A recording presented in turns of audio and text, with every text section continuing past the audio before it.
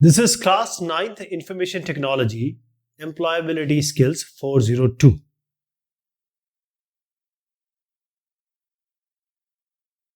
Asking questions. How to ask question, why to ask question, and what kind of questions? So what is a question? This is simply a sentence or a phrase, or it can even be a word that is asked in order to get information or in order to test someone's knowledge. That is, in normal conversation, we need a sentence, say it can be a declarative sentence, it can be exclamatory, and it can be in a question mark form, which is called as a question or interrogative sentence. So we need to ask question. We cannot, keep ourselves away from asking question because we need information. We need certain knowledge. If we want to work, we need to have knowledge. So question is basically a way of getting information. So there are two types of questions. The two types of question. The first one is close-ended question. The second one is open-ended questions. So the close-ended question that the name suggests, these questions will give you answers only in yes or no. That is, are you hungry? The answer will be yes or no. Yes or no. Now, basically you have limited or closed the options here. So you have closed the end. So there is no other option the other person can say. Well, he or she is free to answer in another way. But if you say, do you have TV at home? Yes or no? They will say. Yes or no will be the answer. Correct answer will be yes and no. Right? Now, you need few more details. Question, we expect more details. What do we do? Because now we are not satisfied with yes and no. So now you'll ask, okay, if I again ask you, do you have a TV at home? You can answer, I have a Toshiba TV at my home. So you are adding some information other than yes and no. So basically, you are trying a question, answering a question which is open-ended question. Now this answer is not restricted to yes and no. You have not limited. You can ask, what type of program do you watch on TV? So this cannot be answered in yes and no. So sports, news, or anything else. So, do you watch TV? Yes or no? That can be a closed-ended question. Then what kind of programs do you watch on television? That is an open-ended question. How to frame questions? So framing close-ended questions, framing the open-ended questions.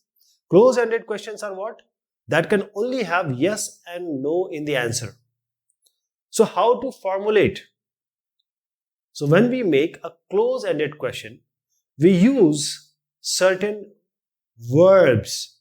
Actually words which are verbs, or you can say helpful auxiliary verbs like be, do, have. Now these be, do, have are used, these are employed or asked or used to convey the additional information like time and mood, the duration, the feeling, emotion. That is, I'll give you an example later. Let me tell you about can, shall, may, should, could. Now these are also auxiliary verbs and these are called modal verbs. Previously be, do, have were auxiliary verbs and these are called modal verbs. Can, shall, may, should, could. This is showing possibility or necessity. So be, do, have is, as I said, time and mood. These are auxiliary verbs. That is, some time and mood has to be related. But can, shall, may, should, could. Here we are talking about the possibility and necessity, right? So how do we do this? How to make the question? You just take any of these verb or word and just place it before the subject. That is, you have to place it before the subject. For example, I'll just give an example that how to use this be, do, have, can, shall, may, should, could. That is a simple sentence, I like it. How can we change it into close-ended question? How do you do this? You just add a do before the subject. What is the subject? I is the subject. Just add do before it. That is, do I like it? Now, this is an this is a close-ended question, and the answer can only be yes or no. It can be yes or no, right? So when you want to ask about time, mood, then you can ask be, do, have for close-ended. When you want to have possibility and necessity, can, shall, may, could, should can be used. So these are the close-ended questions after we have added helping verbs. I cook dinner. So do I cook dinner? She can cook dinner. Can she cook dinner? They cook dinner. Do they cook dinner? So we just have added do, can and do. These are close-ended questions. We just added helping verbs, do, can, like this, which I just suggested you. But the main thing is, the helping verb changes based on the subject. Like, we have said, do I cook dinner? It will not be good. Can I cook dinner? Do I cook dinner? Or could I cook dinner? So that will not be the proper question. But the cook doesn't change. Cook is all same in these three sentences. Do I cook dinner? We used do, but cook didn't change. But she can cook dinner. Do she cook dinner is not a correct way of questioning. But cook remains the same. Do she can cook dinner is not a good way to form a sentence. But they cook dinner, can they cook dinner? This is also okay, but do they cook dinner? This is what we are implying here. So the main thing is the cook remains same. It doesn't change it for the form. Only because the subject is I, we use do. Because the subject is she, we use can. Because the subject is they, we use do. I hope you got the point. Now, framing close-ended questions can also take another form. We just change the position of subject and the verb. That is, whatever question we are asking, we will not use any helping word, auxiliary verb, or modal verb. We are just going to add a transformation. That is, we'll exchange the places. We will change the position of subject and verb. He is there. Is he there? This is a question now. They are cleaning their room. Were they cleaning their room? This is a question. You have formulated a question. Can you help me? You can help me can be changed to can you help me? This is a question. And this is a close-ended question. Only yes and no can be answered. Now, framing open-ended questions. The answer cannot be in yes and no. If somebody gives, you cannot stop him. But the answer cannot be in yes and no. So how do you do this? How do you do this? For that, we use certain, again, words. We'll use what, why, who, how, when, W. Please remember there are 1, 2, 3, 4, 5 W's and 1 H. Remember we already discussed this. So when we are talking about when, we are talking about time, where is the place. So all these questions we are going to formulate will not be in yes and no. What did you do? What did you do? So you cannot say no or yes. Yes, no is not possibility. You have to say I went to the park, I studied, I was sleeping. Why did you go there? Why did you go there? I went to meet my friend. I went to pick my stuff. I went for shopping. How did you go? I cycled. You cannot answer yes and no here. You have to answer in a proper way. Now let us see what we have learned. How do we approach it, and did we learn something? So let us see. What are close-ended questions? So close-ended questions are always answered in yes and no. There is no other possibility. So question, the C is the answer. Questions with yes and no answer are close-ended questions. Which of these are open-ended questions? Where do you live? Now yes and no you cannot answer here. Are you hungry? Yes and no you can answer. Yes and no. So this is a close-ended question. How do you feel? I feel lazy. I feel ecstatic. So there cannot be yes and no answer here. Did you meet him? You can say yes or no. So the A and C are the open-ended questions. Okay. Where do you live? How do you feel? These are open-ended questions.